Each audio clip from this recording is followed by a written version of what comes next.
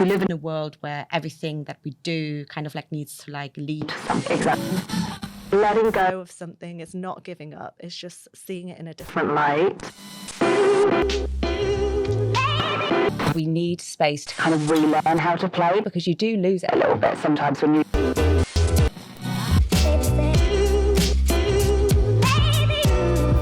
Hello and welcome to Trash Club's podcast Behind the Bins, where we take a deep dive into the minds of creative leaders and thinkers. Trash Club is the global community and professional network bringing together independent creatives from across the globe. My name is Katy Mason and I'm the co-founder of Trash Club. And if you'd like to learn more about our community and the amazing work of our members, you can check us out on social media at Trash Club Hub or via our website www.thetrashclub.co.uk. So with that being said, let's get on with the show. Hello and welcome to Trash Club Behind the Bins podcast. This episode is titled Letting Go and gives reference to one of Trash Club's value pillars, authenticity. Finding the balance within a creative practice can be challenging. Pushing too hard in the wrong direction can prevent the space that is needed to grow and evolve as a creative. Is there a way we can work out when we have reached this point? In this episode, we will discuss the intricacies of vulnerability and self-awareness, bringing forth the genuine narratives of our community. My name's Katy Mason and I'm the co-founder of the Trash Club. And today I'm with Navneet and Christiane. Do you both want to introduce yourself and your practice? Sure. My name's Navneet Virk. I'm a visual artist / designer from Leicester, currently based in London, and my work focuses on upcycling and the idea of consumption. My name is Christiane Matz and I'm an artist, illustrator and educator, and my work is predominantly about drawing and intimacy and exploring these sort of, very like emotional subject matters. Yeah, amazing. Fantastic. So to start with, I think we talk about letting go in the same space as authenticity, because sometimes to stay authentic, we have to let go of certain areas of our practice or certain things in our lives. And do you want to, just to start with, explain what authenticity means to you both? I think for me, it's going to sound really cheesy, but just doing things that feel true to yourself. Yeah. I guess sometimes with like art and design, you can kind of feel like you're putting on an act. I think getting comfortable enough to be able to do what you want to do and express how you want to express, and not trying to be this image of something. Yeah, absolutely. Yeah, I think I completely agree, because there's so many different opinions sometimes of what maybe your work should look like or what you should be doing to get to the next level, whatever that means. Because, and I do think, it's not very like authentic when you're always like trying to chase, like a certain like look that you want to achieve within your work, especially in terms of, like drawing or like fine art drawing or illustration, because, there's like a specific like trend that you need to fulfill. And that's how you get like all of these like clients. Yeah. And I think you just have to, accept that this is what I want to do, and this is, where my passion kind of like lies, and these are the subject matters that I want to explore. Yeah. And let that grow naturally, rather than kind of having almost like a business plan on what to do next. Yeah, absolutely. Yeah. And so do you have a sort of specific example of when you've had to let go of something in order to pursue that? Because I can imagine with that mentality, decisions sometimes have to be made that, take you down a different road, or mean that you say no to something and yes to something else or something. Do you have a example of when you've had to make that decision? And was it challenging? I think sometimes even, like in higher education in particular, because everything is changing quite a lot, and I'm, like a lecturer in like illustration, and my work is very much focused on analog drawing, and everything is shifting towards like the digital. I mean, it has been for a very, very long time, and I'm not completely anti-digital, and it's nice to explore these areas as well, or what sort of, like new programs are coming out, and obviously like teaching that to the students as well. But I don't really agree with that. It always has to connect with my practice. And I think that has to be like separated in a way too.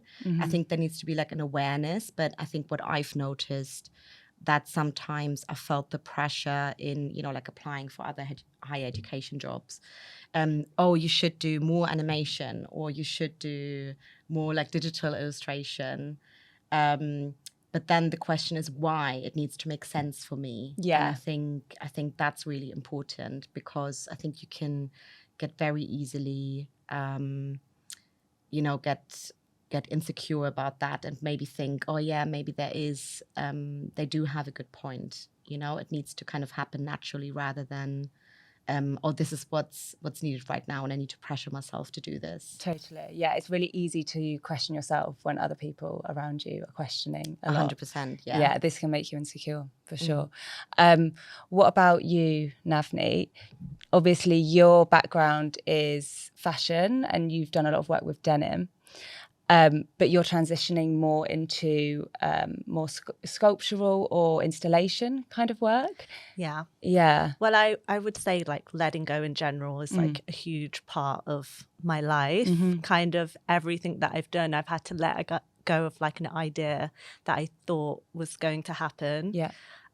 Just for example, like growing up and, wanting to go into design and dreaming to go to London, like not getting into those universities, I had to let go of that idea of me being there to be able to go somewhere else and still pursue. So I would say like literally every stage, everything that I've done has been letting go. And even up until like the work that I do now. So for those of you who don't know, my work came about in my last year of uni.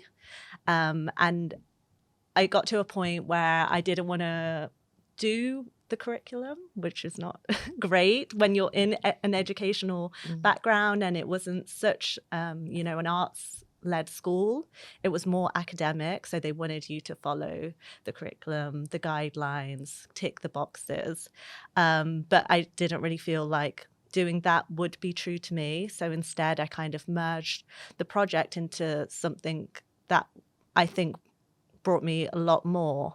So I guess in our final year, the thing is to, make a collection, 6 pieces, all planned out, all knowing exactly what you're going to make and how it's going to look. Yeah. I decided to use the time to not do that and look at this idea of upcycling and look at how far we can go to make it look like something completely different. So actually in my final year, I didn't know how my end outcomes were going to look, and that was kind of the whole point of the collection. I mean, I didn't call it a collection, I called it an experiment. And I guess up until that point in uni, I've done it the way that it was taught, but up until that point, like I never created such interesting work. Yeah. So it's like I had to go through that process to know. And I guess that was really hard because obviously when you're dealing with a more academic school and then tutors are not understanding what you're doing or why you're doing it, it can be difficult to, really go with your own gut and know that this is what's right for you and this is where you want to go. So I guess that was the big letting go. And then, like you said, my work, I come from a fashion background, but my work is kind of going more into sculpture, visual arts. So then again, it was like letting go of the idea, like maybe I'm not going to start a fashion brand. Maybe I'm going to do this instead. And I think it's really important, like to not see, I think sometimes people see letting go as giving up. Yes, absolutely. But letting go of something is not giving up. It's just seeing it in a different light. And everything that I've gotten out of letting go has been incredible, and I've done things that I never thought that I was going to do. So I think letting go is good, and maybe seeing it in a different light. And I think it can be hard, and like even now, I guess I've done a new project last year and I haven't released it because it's kind of more personal. So for me, I'm still learning how to let go. For different things, it can be so different. Yeah. So feeling feeling like when is the right time for you to let go. I mean, it's a learning process. Everybody's different. You don't have to do it straight away. Find a way that's comfortable for you, and you will know. Just like trust in yourself when you know it's right to let go, and just take away this idea of think that you're failing because you are letting go, because, you know, a whole new world is there. Absolutely. No, that's so true. And I think that timing of knowing when to let go is the really pinnacle thing, because I think that's what is difficult for people to decide. And I think that's probably what takes time. And that's why those early experiences after uni and during uni would have been so valuable for you to be able to now have this, like, you know, headstrong idea of how to let go and when to do it. I think that's a perfect example of all those things happening being just a part of your growth. It's so nice to hear it like that.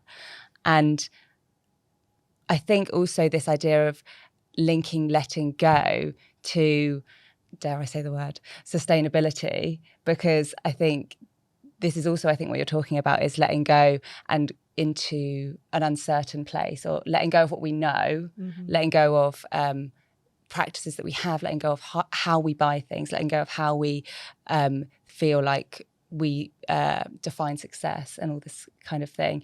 And so it's kind of like letting go on a personal level, but letting go also really links to the world of sustainability, I guess, doesn't it? And you've probably found that within your work. Yeah, but I would say I wouldn't have got to the space that I am and been able to let go. Like they said, like you need to know the rules first. So without me learning that process at the beginning of what design is, how to design and how to create, I wouldn't have been able to mold them into something that works for me. So yeah, it's really interesting. Yes. No, I can completely resonate with everything you're saying, really.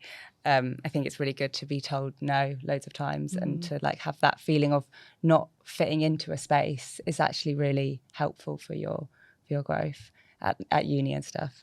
And so linking to that, Christiane, I was going to say, what so obviously you did last month the open studio with the Trash Club, and you, I guess, were creating a space to allow people to let go. And I guess you also are a lecturer, so you have experience in teaching. And how do you, I don't know, just thinking when Navneet was talking, how do we kind of like create a space for people to learn how to let go? Do you have any thoughts?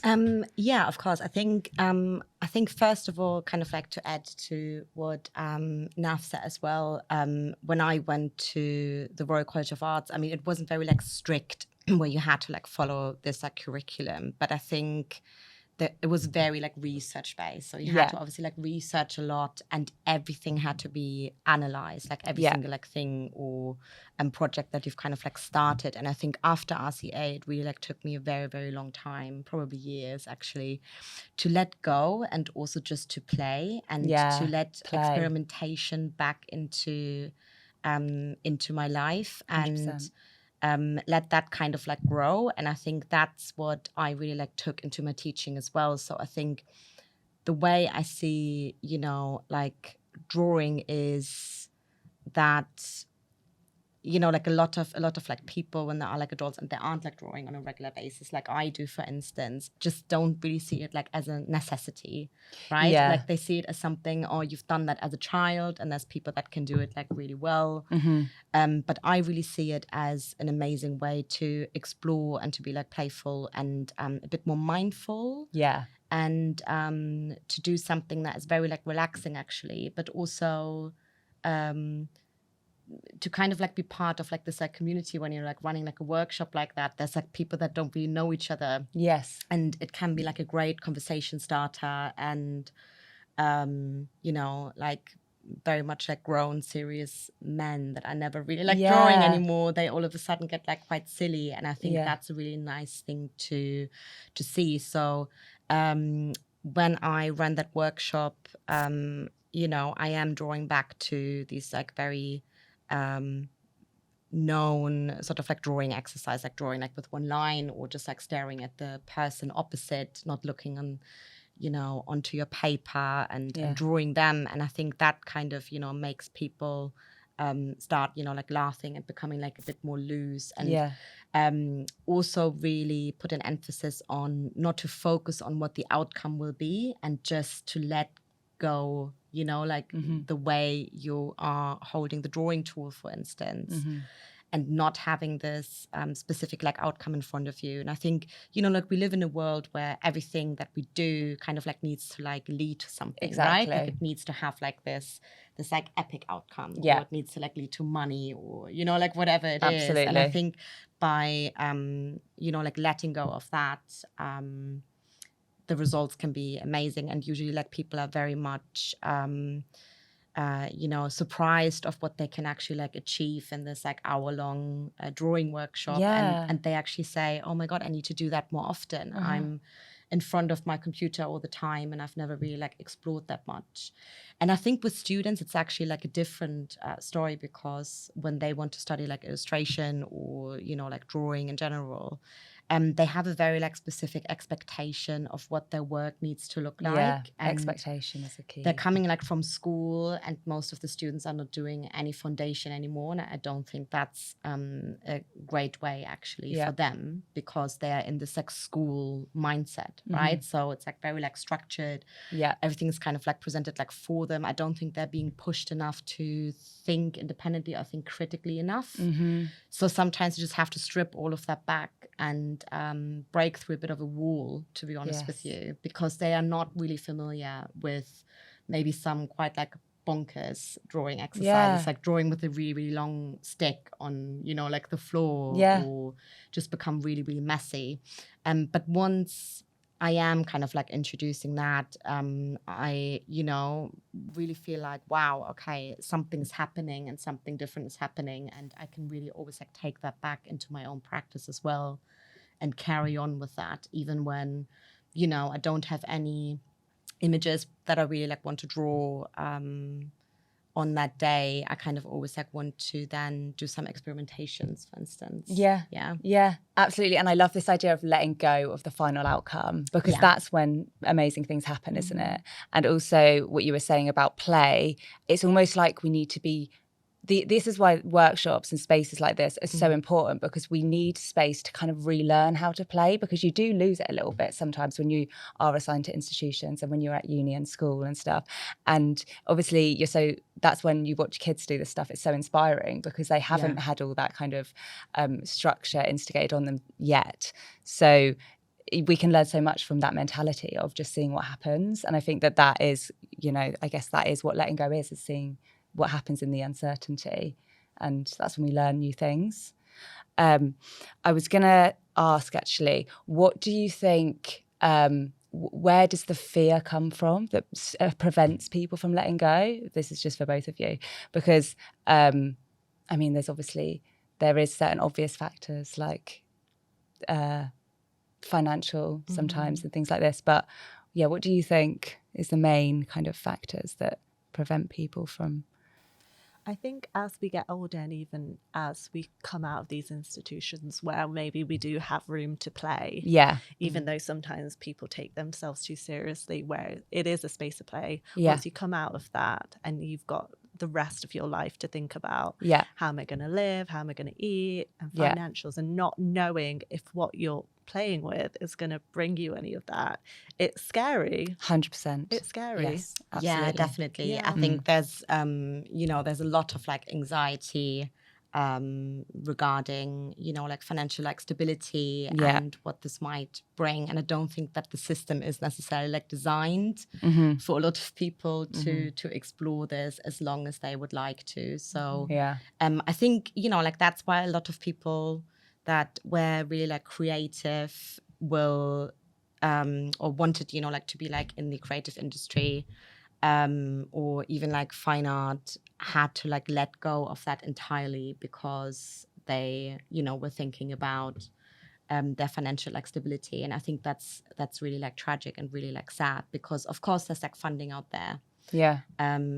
But there's also just not that much, or, you know, like the space should be like big enough to obviously like let everybody in. But I think, you know, there's not everybody can kind of maybe fall back on a support system that they have, or I mean, politically everything's like quite like dire at the moment as well, and there's like a lot of like cuts in that regard as well. Yeah. But I do feel that like that's obviously like the main cause for like that anxiety, but also the probably like getting older, like where you need to be at what stage. I think that's a really big one as well. Absolutely. And I think people need to let go of that a lot more, because what we see is, like on TikTok or Instagram, like someone that's like 21 and is like in one of the, like big galleries, or, has completely like made it. And that's kind of like what we're being like fed on a daily basis. But the reality is quite like different, actually. There's like your time will come, and I think it just takes some time sometimes as well. Yeah, absolutely. I feel like that expectation has been kind of honed in on with how saturated we are with imagery all the time. And I think that's a really big part of not being able to let go sometimes, when you're always kind of on, or always kind of being pulled back into, like you say, where you should be in your life. This is an annoying expectation. What about you? Yeah, what about you now? Yeah, I think another scary thing is maybe seeing other people around you like the same thing, comparison. Comparison is the worst thing that you can do. And I used to not compare myself at all when I was like younger, like in my like 20s, and I was just kind of just head down and just like did my own thing. But then the older you get, the more you kind of like compare. I don't know if that's maybe like a common thing, or maybe it's just me. I don't know. I think that's really everyone. And I'm really working on that, because like it's not like a race, and everybody is on their own path, and you have to try and be really like positive about that. And it's not helping anyone to look left and right in any sort of like life scenario or situation. Exactly. It's not, but it suppresses your own creativity, doesn't it? If you're always just worrying about what somebody else is doing, it's hard to really get into your own mindset and like realize what it is that you're meant to be doing. Yeah. I think that's the problem with comparison, for sure. And I think if we can find methods to be able to just let go of that, I think, would you say you had any advice for people to kind of step out of that world in a way of expectation and fear of letting go? Like, do you have any rituals or practices? I think it's kind of like believing in yourself, isn't it? Yeah. And how do you believe in yourself, though? Which is very, very hard. I think there needs to be, I think, like sometimes like a fighting power needs to like come back from like deep inside, where you just kind of think like, no, like this is what I'm meant to do. Yeah. This is what I really like need to do. And I don't really care if like people are going to like it or not. And I think that sometimes has to happen, and you're doing it, like for a purpose, or you're like on the right path. And I think it's hard. I think it's really, really good to like as an advice to seek, like other like creatives, and maybe like speak with them about that, and people that are in your network supporting you. And I don't think that, I mean, you probably like know this as well, like you're sending out all sorts of applications and submissions, and sometimes you just have phases where you just don't get anything back, or like no, like yes, but that doesn't really mean anything. It doesn't really mean that your work is good or bad. And I think it's really important to have this conversation with other people that can maybe like relate and build yourself up and be in this creative community to have the support system. And I think Trash Club, for instance, is really good for that as well, because there's always like someone that kind of knows what you're going through and how to speak kindly to yourself as well. Exactly. And I think that is the key thing, is surrounding yourself with these people and having these conversations, because then you do realize that actually, like we're saying, everyone goes through that comparison. Everyone gets those no's all the time. If you're constantly just comparing yourself to what you don't know about somebody else, or what the exterior says, what online says, then you are kind of setting yourself up for stress, really, aren't you? So, yeah. Well, maybe let's talk about the future.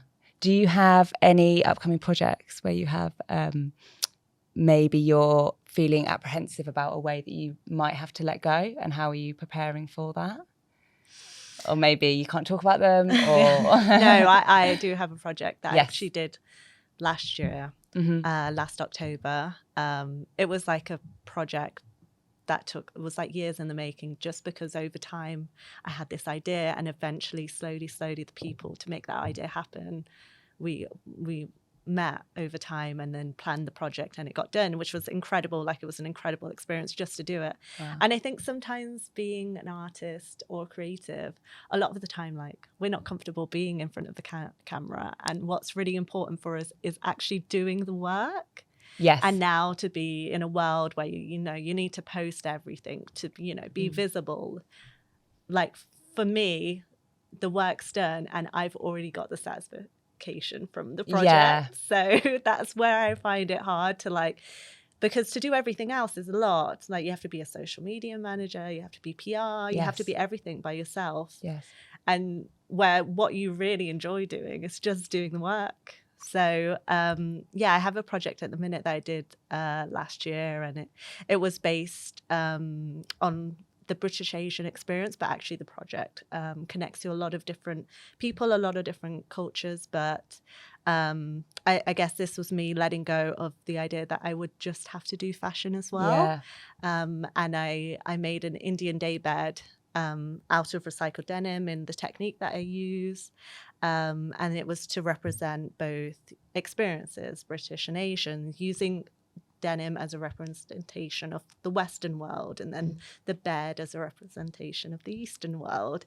And we did this incredible shoot in the countryside with tintype photography, and it was all inspired by images of old Punjabi royalty. And we did it with an Italian Pakistani model, but he wasn't just a model. He also really related to this theme of not feeling comfortable in his in either environment. And then he's also queer as well, so he has that to add to it with his own Indian environment. So I guess that's a project that I've done the work and I feel good about it, and it was incredible, and I really enjoy the work. Now, getting it out there and letting go of it, I guess, because it is a personal story as well. That's something that I need to do now. So yeah. Absolutely. That sounds so exciting. So would you say that a project like that, it's harder to put it out there than something like fashion, I guess, because it is so authentic to you? I think because it is so personal. Yeah. And maybe, I guess it's maybe the fear of maybe other people won't relate the way that you do. Another really good way of letting go, I was thinking before when Christina was speaking, is, first you have to let go. But like you said, you need your support network. It's getting validation, and this isn't likes on Instagram. No. It's just maybe you speak to someone and they're really into your project, and that will give you a bit of validation, and it will force you to keep on going. Definitely. I've got something here and I should pursue it. Because sometimes when you are an individual artist or you're on your own, being isolated, you need those people to feed you to keep on going. And it's so definitely important. And Absolutely. I think, and to hear people can relate to your work and they get it, I think is incredibly important. Totally. That kind of validation. That kind of validation is so important, and we shouldn't shy away from it. We should constantly, I think, say out loud what we're doing, and then when you receive that back, that is such a boost. And it is different when it's in person, and when it's one-on-one, different to it being Instagram or random likes. So it's been really good, and Trash Club has been really good. Yes, for that. I was there near the beginning. Yeah, she's an OG. Start of lockdown, but even having the validation there of we're all going through the same thing, and we're all struggling to deal with this situation, but still be creative. Yeah. so many things that were going to happen didn't happen, and just having that support and, you know, the validation that your feelings, you're not alone, and that other people are feeling that too, I think has been really great. Exactly.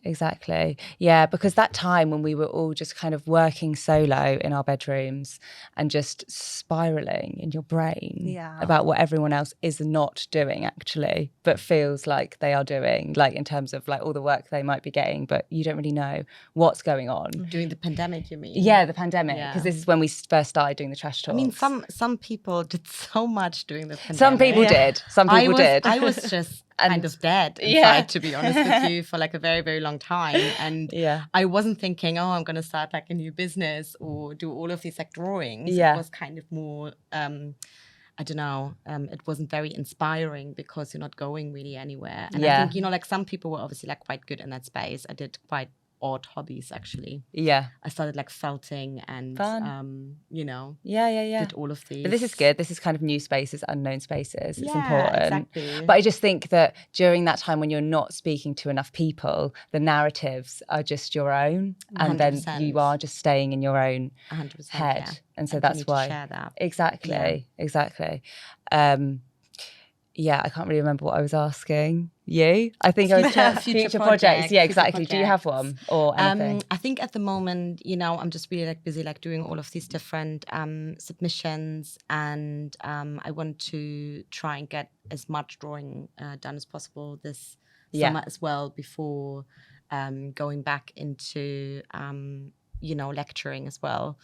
And just I have a question. Sorry, in terms of your subjects, because obviously it's super intimate, the paintings, and the subject matter is really intimate. So who is it? Can I ask that? Like how do you like curate you and the painting and the subject? How does that happen? I think, well, most of the people, you know, that I'm drawing are between like imagined or maybe like someone that I've seen or like based on someone. So there's always, you know, a combination of that. And then I get hugely inspired, you know, like by film, everyday life, sometimes like photographs that I'm taking of like a room or a surrounding, and then kind of like put all of these different elements into like one image. So there is, you know, an element of like the imagination and the, you know, like realism as well of life or like the everyday. But I like kind of like depicting, you know, like people, like you're almost, you know, it's like a moment in time. You're kind of like capturing like this moment of time of maybe like someone thinking or like feeling like something in this environment that they're in. And sometimes there might be like another person, but sometimes there's not. But I'm also just really interested in, you know, like facial expressions and the figure in general, and kind of like depicting like different kinds of like people. I don't know. Totally. I don't know, I just kind of thought that in relation to authenticity, like obviously it is super authentic and you do feel like a visceral feeling with the paintings. So there is, but also I think, you know, like there's like something to be said about, you know, the I think especially like during like the pandemic, or even like, you know, like before, like at RCA, I started to research into, you know, like this like digital way we are communicating and how maybe intimacy can also like happen in the digital space. Even when we're, you know, like chatting like with a friend, we can be like quite like vulnerable and open in some ways. And we're maybe, you know, like not picking up the phone as, you know, on our landlines, no one really has them anymore, or just go over to a friend's house and have these very like vulnerable conversations. That doesn't really happen as much anymore. But I think through like, you know, like drawing, and that's what I've also meant earlier, I think it comes across a lot more, that sort of like intimacy, because when you're like drawing analog, like on a piece of paper, and it's very like fragile, you know, like rice paper, it kind of is a very important element. It kind of draws back to the subject matter as well. And I'm quite interested in this human connection, but also maybe like, you know, the intimacy you have with yourself. Yes. But it's also, you know, depicting very like universal feelings such as like grief and loss and love. You know, it can discuss quite a lot of these sort of like elements. Yes, absolutely. Okay, so Nav, you spoke about your work earlier a little bit. Do you want to give us a little bit more information on the motivations behind either your current project or past work? I think it kind of all goes back to authenticity and kind of being comfortable in that. Yeah. I guess like going into fashion or wanting to go into fashion, I kind of saw it as an escape from like the world that I was in. Yeah. I'm from Leicester. I'm from an Asian background. I grew up we started growing up in Braunston, and then we moved to Enderby, where I went to like a predominantly white school. Yeah.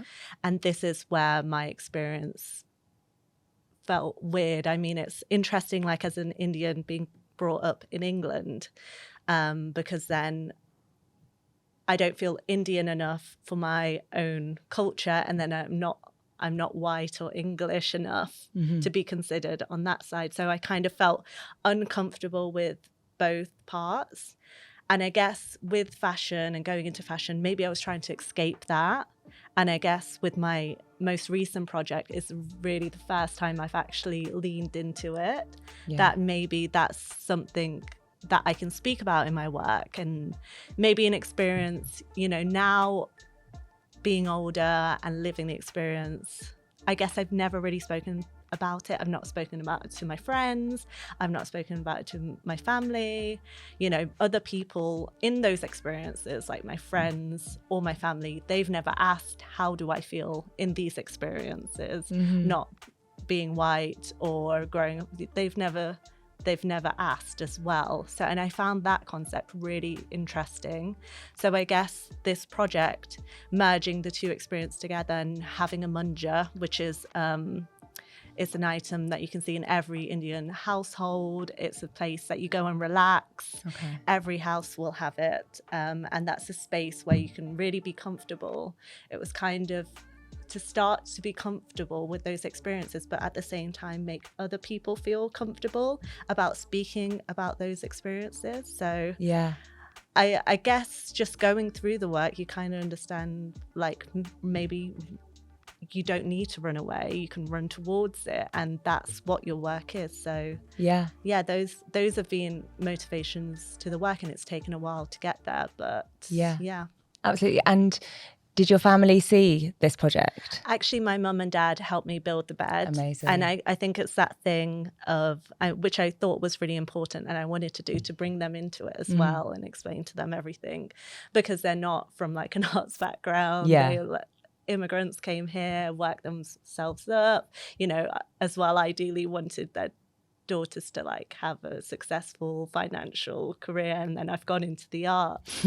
It's not the typical route, but I mean, I think that was so important to me, because like they were involved in it, but then they're also so proud, and it's something that they talk to like our family about, like, she's done this. And it was really funny on the day, because we were weaving it, and before I made a mock-up one that didn't look very good, but obviously because it was just a fast one, and then I made the final one, and then at the end my parents were like, "Oh, you bring that home? Can we have that?" Which was really nice. Yeah. So yeah, I mean, yeah, it was brilliant. Yeah, it's been great. No, that's so nice. That's so amazing that you get to share that with them as well. That's really, that's when you're like, oh, this is why. Yeah, you know? And it's just, and I think the whole project is about, you know, a gentle way, a comfortable way of making people understand, where it doesn't seem intimidating. Yes. I think that's what can be, that's frightened me from like calling myself an artist and stuff. It seems kind of pretentious and all of this, but kind of adapting it to a way, and also the audience that you want to connect with. I think sometimes you see art, you want to connect with the big arts people, but no, like, who I want to connect with is the general public, and I want it to affect the general public as well. So yeah, that was kind of like my experience of growing up in Leicester as a British Asian, and over that time so many people have connected to it. And even Heather, who was kind of the catalyst to make this project happen, she's white and her husband as well white, but she completely understood the experience. And it just turned out that her husband had just opened a tintype studio, James Miller, and they were really interested in the project. So it's not even that they have to live the experience, it's just them understanding it. It's really interesting and being able to be part of that. So it's not about excluding anyone. It's not like this is a project only for Asians. It's the whole thing is for other people, because it's to get everybody to understand, and maybe like the older generation of Indian people understand better the younger generation of British Asian people, and then also everybody else, or just generally white people, because I think people from other cultures also connect to it as well when I've spoken to them, which is really interesting that they also feel the same. But just to understand the experience, it's not meant to be like having a go at someone or being angry. It's just that I think we all learn through understanding, and that's what I wanted it to be. So yeah. Oh, so brilliant. Yeah, really, it sounds fantastic. And yet this kind of like careful way of allowing people the space to understand, I think, is really powerful. And I'm so excited to see it. It sounds great. Yeah, really, it sounds amazing.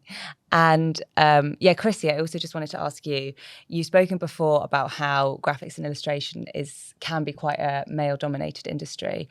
And how have you kind of move forward in your work with this kind of knowledge, or how has this come through in your work at all? I think it's like a general thing also in the art world as well, and I think with illustration it's shifted a little bit. With like graphics, probably like not so much, but it's still I think like in the creative industry a very like common subject matter that a lot of people will bring up, obviously. Has it influenced like the way like I'm working? Probably like more like subconsciously, I would say. I mean, I do depict like men and women in my work, but I think it's more like of like that vulnerability, and I really love actually depicting vulnerability of men, or like how men are not maybe like being seen as much, even in drawing sometimes. So that sort of like vulnerability, I really enjoy this these like tender moments, maybe. Totally. What about the audience of your work? Does it have any impact on that? Like who is drawn to it? I would probably like guess it is, it's quite like a wide audience, definitely, as far as I'm concerned, of like the feedback that I'm getting. But I do believe that it's a lot of people that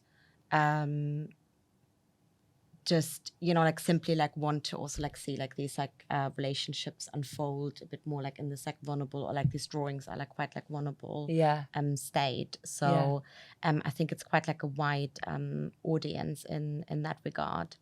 I'm not really like sure. It's kind of like you don't really have like the statistics. No, sure. There's been like positive like feedback from a lot of people that are also creative, actually. So more so in that regard. But it would be interesting to like find out how it resonates in a wider audience at some point as well. Definitely.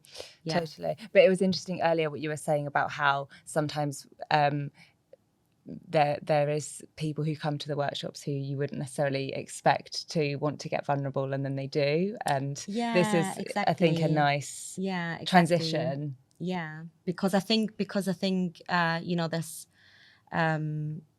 obviously like when you have someone that is working in a job that has nothing to do with like the arts, and they don't really have that much of like like drawing or like arty people in that environment. I think it's quite a challenge for a lot of people, and it's quite like funny to see, because I mean it's such a like complex issue, isn't it? like, what does it even like mean to be like a man, for instance, right? Sure. And I think breaking down like these barriers and maybe like opening up that a bit more is also something that I would love to explore. Yeah, questioning masculinity. Like questioning like masculinity, and it's like convention. Yeah. And I do have, you know, like a couple of drawings. There's like one, like the hug, and it's just like two naked men hugging, you know? And it's a quite like a tender sort of like moment. It's not really like seen as often maybe. Totally. So yeah, it's so important to have artists who are showing this and are questioning what conventional structures, I guess, have shown us for so many years. I've got one more thing, if that's okay. No, please. I was just going to say, letting go and fear. Please and go. Future projects. Yes, is that you don't always need to have something that you're working on, like a future. I think that's a really such good point. Big emphasis on like, what are you going to do next? You've done this, what are you going to do next? And that's where you can kind of adapt your practice to see what fits with you. And that's what really helped me. I mean, I came out with a fashion collection, but then I've exhausted the outcomes by doing exhibitions and looking at it in different ways. Yes. And I did that for like years. That's great advice, I think. Yeah, absolutely. Then this next project, like, I think after and in lockdown, I was kind of going down the same road, and the work that I was creating wasn't actually resonating. I was just trying to produce more content that I didn't feel connected to it or feel that it was necessary. Sort of for the sake of doing something. And it took me a really long time to come to what I wanted to do next. Yeah. So it's okay to not know what you're doing next, and you can take a bit of a break and come back to it once you have an idea. And that's where visual art and everything has really worked better for me, because there is that time to do that. So don't worry if you're not, and it doesn't mean you're not an artist just because you're not working on something next right now. Yeah, that's true. Yeah, totally true. Like you said, definitely. time is pressure as well. Time. And also, you know, whenever I'm, you know, like teaching as well, then there's not that much time there and that much, you know, like headspace. Yeah. And that's kind of like coming up for me as well. So there'll be like half a year where that time will be very, very limited in the studio. But that's also okay. It will be like half a year, and then you know, you kind of like need to like figure out how you can maybe like balance that time. And there's like different periods that can happen. Yeah. I mean, you know, like the luxury at some point would be, there's like an amazing painter that I really like admire, Mama Anderson. I don't know if like many people know her. She's like a Danish painter. Okay. And I mean, she's like that established now that she doesn't always like spend her time like in the studio. Obviously, like there's like months and months and months on end where she will prepare all of these like paintings, but then sometimes she just has 3 months of just a break, and she doesn't even go in. And I think, you know, like she's actually like said she needs that headspace. She just needs to decompress, and she needs to see things again.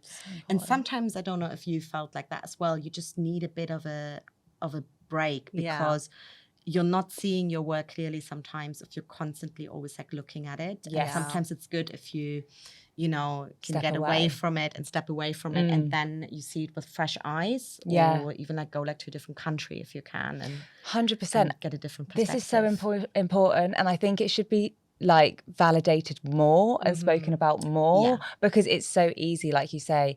It's such a struggle to let go of that feeling that you should be working all the time or producing all the time. It's like, and especially when you're in a fast-paced city where it just feels like that's what's happening and that's what it's kind of encouraging you to do. So to be like, actually, when people are like, "What are you doing?" and you're like, "Nothing," like that's difficult to even say that. Yeah, that's it's kind really of like hard. seen as kind of something quite dirty. Yeah, exactly. Like, like, oh, you're not working on mean? anything. Oh, this has been so fun. Thank you so much, Christiane and Navneet. It's been such a nice convo. And for having us. Yeah, amazing. Thank you. Thank you for listening to Behind the Bins podcast. We hope you enjoyed the episode, and we'll see you at the next one. If you'd like to start a Trash Club hub in your area, then just get in touch at global@thetrashclub.co.uk, or check us out on social media and see when we have opportunities available.